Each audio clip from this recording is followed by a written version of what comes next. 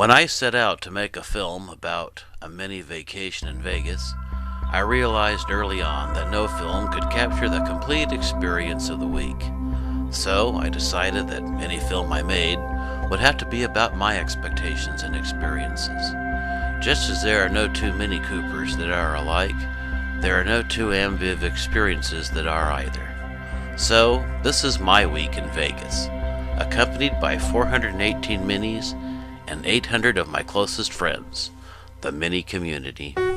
On our first day, we visited the Liberace Museum, a site dedicated to Mr. Showmanship. Upon his death, Liberace willed his entire estate to a scholarship fund for students of music and the arts.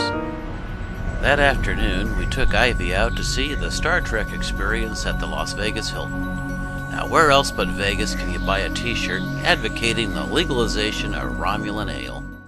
Fremont Street, formerly known as the Glitter Gulch, is the perfect example of the glitzy, tacky, old-school Vegas, where nude women are used to advertise everything from hot dogs to t-shirts. Fremont Street is also the home to an overhead light show that's over 4 football fields long, not to mention also being the home of the $4.99 steak dinner. We had a great time sharing the evening with our friends. On Thursday, about 1 million Mini Coopers began arriving at the Palace Station Hotel. They just kept coming and coming as vendors and clubs set up and began operating their booths. The excitement was already building even before the event was officially started. Anybody in the Mini community seemed to be there. There was Stupid Girl, the future Queen of Nebraska, and Todd from White Roof Radio. AMVIV ran concurrent with the Phil Wicks Driving Academy and the Mini Cooper Championship Racing. Keep bringing them up. Oh, just wait a minute. People in their minis came from everywhere, it seemed. I saw license plates I had never seen before.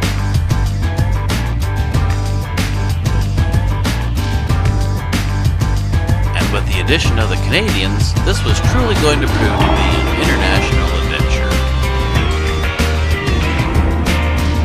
We gotta give him shoulders. So we're making him shoulders.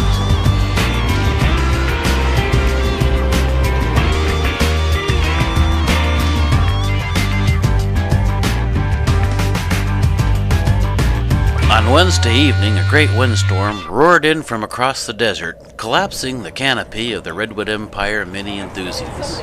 Resurrected. But Norm and Randy were on the job the next day repairing the damage. It's amazing what a credit card and some duct tape can accomplish. By now, the Palace Station parking garage was almost totally filled with Mini Coopers, as parking spaces on the rooftop level suddenly became premium real estate.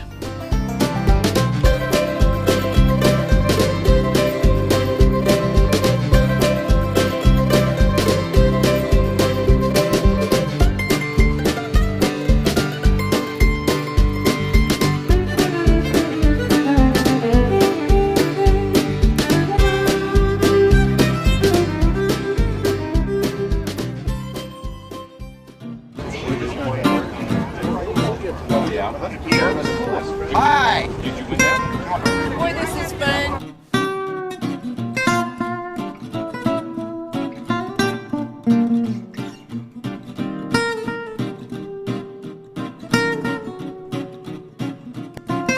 Now, if this isn't a mini ad, I don't know what is.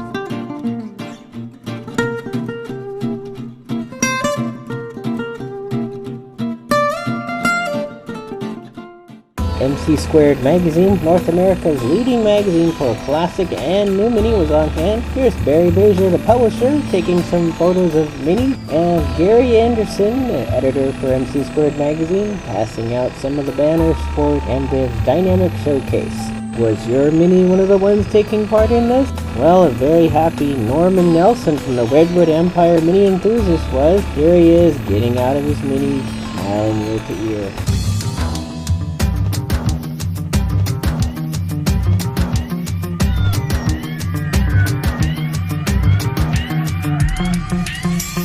The famous Cruisin cooler made its debut at AMVIV.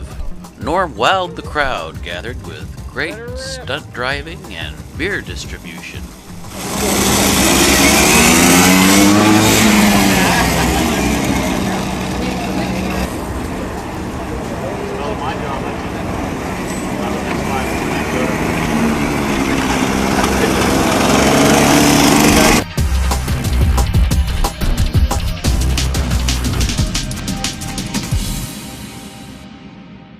During the evenings, Redwood Empire Minis and Miniology.com hosted movie nights featuring Miniology podcasts and screenings of the Italian Job movies.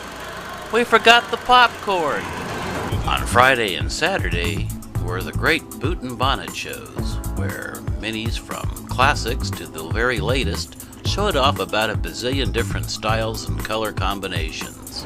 Various clubs were represented well, including Redwood Empire Mini Enthusiasts, Southern California Mini Maniacs, and the host club, Sin City Minis. How about that? A mini coffee bar, perfect for tailgating.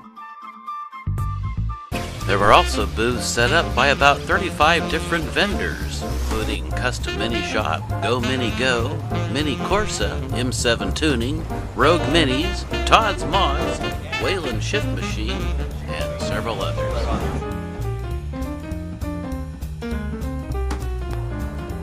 Many people spent a lot of time cleaning and polishing their Mini Coopers for the grand showing, while others decided to relax and let someone else do the car washing for them. Yeah, she was not hesitating to sell me down. Hey,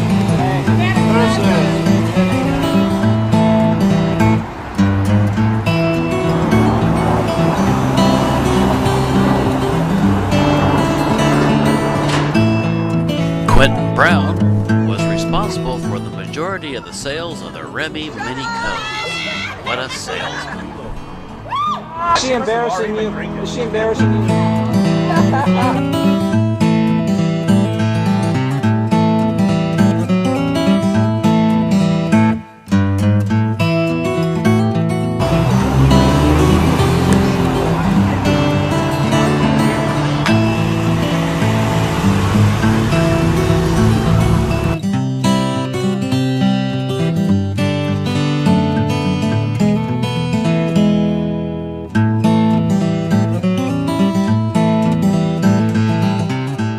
Now what is this BS about Mini Coopers being a chick car?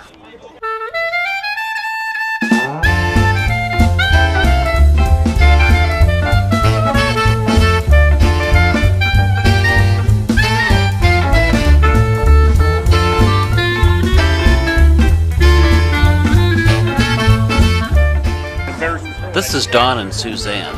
They drove all the way from Washington State through a snowstorm to be here. Bet they were glad to be out in the warm Nevada sun. Out on the track, a couple of the minis got a little damage, but nothing that couldn't be fixed, except maybe a bruised ego or two. Friday night was the night for cruising the Las Vegas Strip old school. Mini enthusiasts gathered on the rooftop of the Palace Station to prep their minis and show off a bit. With all the blasting radios, people gathering, and hot cars, for a while I felt like I was in high school again.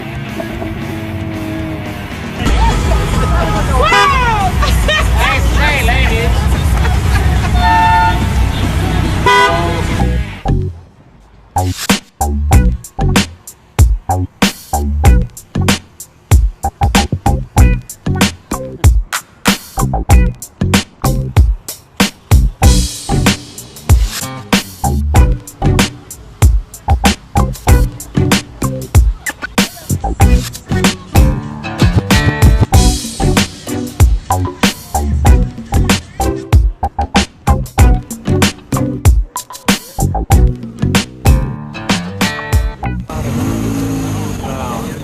Nothing says Las Vegas like a fully illuminated hat. And then it was time for about 200 minis to invade the Las Vegas Strip. Look out, world, we're coming.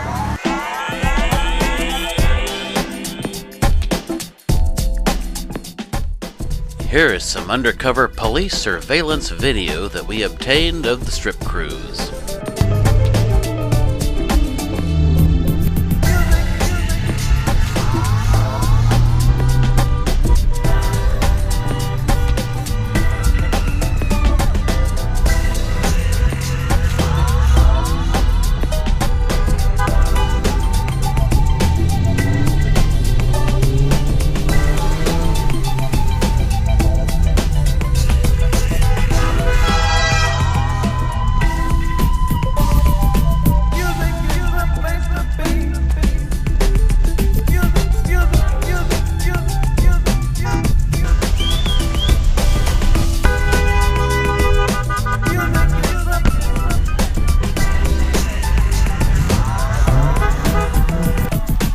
Saturday was a great day in the sun to show off the objects of our passion. There really are no two Minis that are alike, any more than there are no two Mini drivers that are the same. Everyone has their own vision of the perfect Mini. Some like to keep their Mini stock, while others go for the bling and sparkle. All of these Minis were beautiful to me. Saturday afternoon, Alice and I set out to see the Valley of Fire State Park. We chose to avoid the freeway and took an alternate route through the Lake Meade area. We got to the visitor center just as a large group of Minis converged. The Minis kept coming and coming. Pretty soon there were about 200 Minis filling a parking lot built for about 100 regular cars.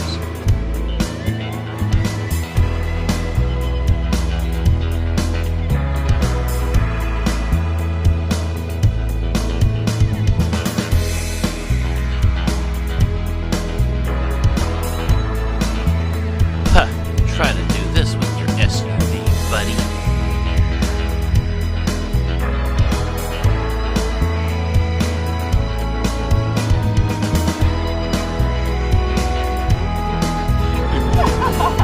No, you're not going to the visitor center. Well, this guy's staying here for a long time.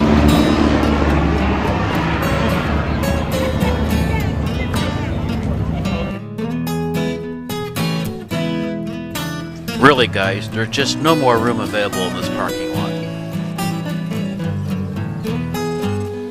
Oh, come on, the lot's full. I was a bit disappointed in the AMVIV banquet. The company was awesome, the food okay, but getting fed took forever, and consisted of the stuff you get at the $9.99 buffets on the Strip.